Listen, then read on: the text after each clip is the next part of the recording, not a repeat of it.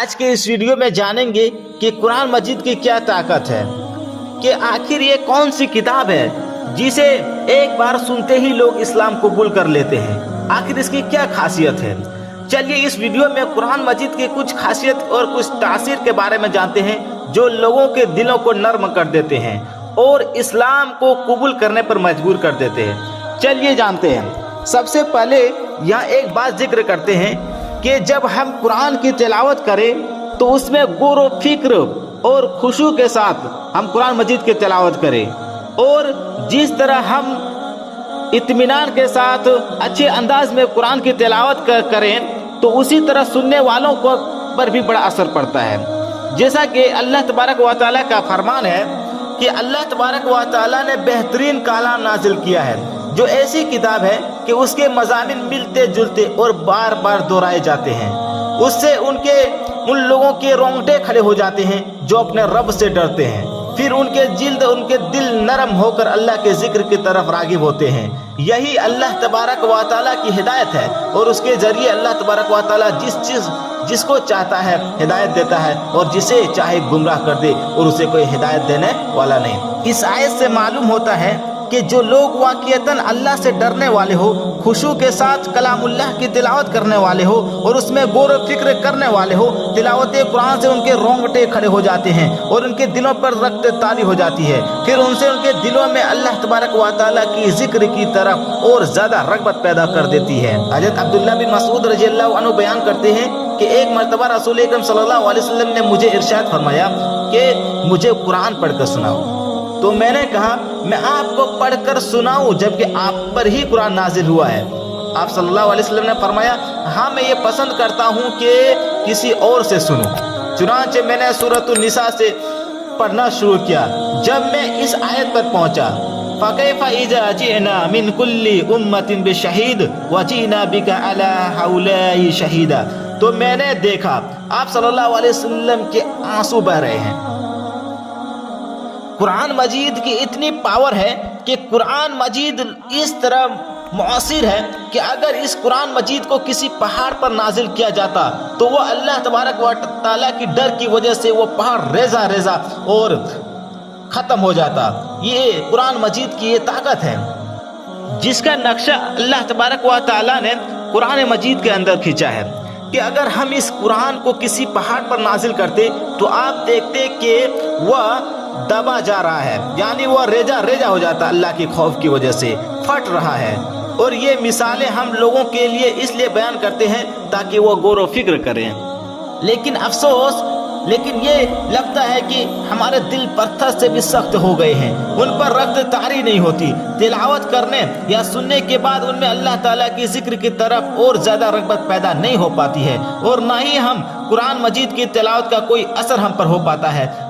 कई बार कुरान को ख़त्म कर देते हैं मगर ईमान में इजाफा नहीं हो पाता है। कुरान की तिलावत करते हैं मगर उसके मुकर्ररा हुदूद से हम तजावुज़ कर जाते हैं, मुकर्ररा हुदूद पर हम कायम नहीं रह पाते हैं बल्कि उनसे तजावुज़ कर जाते हैं। कुरान की तिलावत करते हैं मगर उसमें अल्लाह तबारक व तआला के अहकामात पर अमल नहीं करते हैं। कुरान के अल्फाज को पढ़ते हैं मगर उनमें अल्लाह तबारक व तआला ने जिन कामों को हराम कर दिया है हम उनसे इज्तिनाब नहीं करते हैं, हम उनसे नहीं बच पाते हैं। कुरान मजीद में मुख्तलिफ कौमों के किस्से पढ़ते हैं मगर उनसे इबरत हासिल नहीं करते हैं कि पहले कितने कौम ऐसे थे जिन्होंने अल्लाह तबारक व तआला की नाफरमानी की, लेकिन अल्लाह तबारक व तआला ने उनकी नाफरमानी करने की वजह से ऐसे कितने कौम है जिसे तबाह और बर्बाद कर दिए। जबकि कुरान मजीद की तासीर इस कदर शदीद है कि जो लोग इसके दुश्मन थे वह भी इससे मुतासिर हुए बगैर ना रह सके। यह है कुरान मजीद की पावर। जैसा कि सहाबा इकराम के वाक़यात हम हैं जो क़ुबल इस्लाम से पहले वह इस्लाम के सख्त दुश्मन थे, यानी कि जब उन्होंने इस्लाम को कबूल नहीं किया तब वो लोग इस्लाम के सख्त दुश्मन थे, लेकिन जब कुरान मजीद की तिलावत सुनी तो उसके दिल में नरम हो गए और उन्होंने इस्लाम कबूल कर लिया। इस्लाम कबूल किए बगैर वो नहीं रह सके। ये है कुरान मजीद की तासीर, ये है कुरान मजीद की पावर जो लोगों के दिलों को मुतासिर कर देते हैं। ये अल्लाह तबारक व तआला का कलाम जो लोग एक बार सुन लेते हैं, सच्चे दिल से सुन लेते हैं, उनके माना और मफ़हूम को समझ लेते हैं, वह इस्लाम को कबूल किए बगैर वो नहीं रह सकते हैं।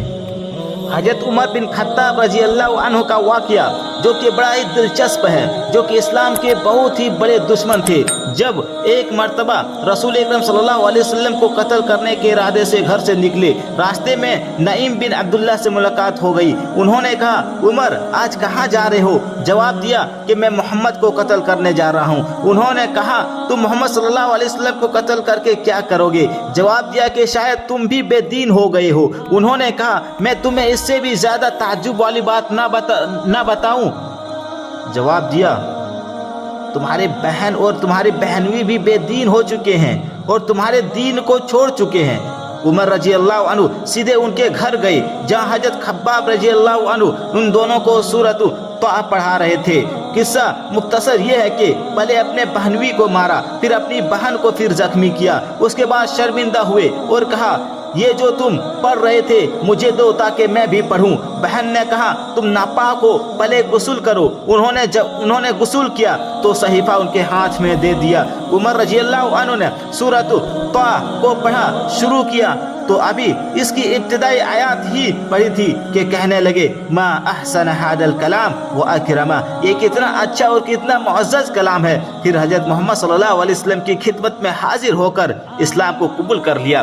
جب آپ اس واقعہ سے اندازہ لگا سکتے ہیں کہ قرآن مجید کی کیا تاثیر ہے، کہ لوگوں کے دلوں کو کتنی آسانی سے متاثر کر دیتے ہیں، کہ جو لوگ سچے دل سے معنی و مفہوم کے ساتھ اگر قرآن مجید کو سنے اور پڑھے تو وہ لوگ اسلام کو قبول کیے بغیر نہیں رہ سکتے ہیں۔ یہ ہے قرآن مجید کی طاقت۔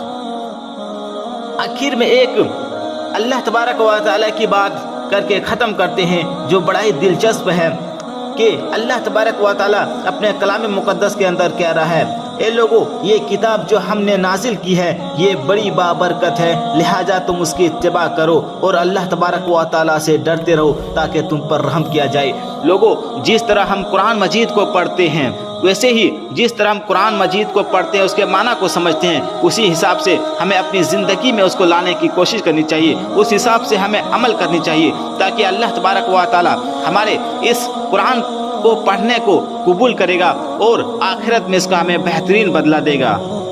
اور ہمیں اس کی دوسروں کو بھی یہ تعلیم دینی چاہیے کہ ہم جو اللہ تبارک و تعالیٰ کی سب سے بہترین کتاب ہے اسے ہمیں پڑھنا چاہیے، اپنے بچوں کو پڑھانا چاہیے، سکھانا چاہیے، کیونکہ اللہ کے نبی صلی اللہ علیہ وسلم کا فرمان ہے کہ خیرکم من تعلم القرآن وعلمہ، کہ دنیا کے سب سے بہترین لوگ وہ ہیں جو قرآن کو سیکھے اور دوسروں کو سکھائے۔ اس لیے ہمیں ضرورت اس بات کی ہے کہ ہم قرآن مجید کو سیکھیں، اس کی تلاوت کریں اور اپنے بال بچوں کو بھی قرآن مجید کی تعلیم دے تاکہ وہ بھی اس پر عمل کرے اور آخرت میں اس کا بہترین بدلہ ہو۔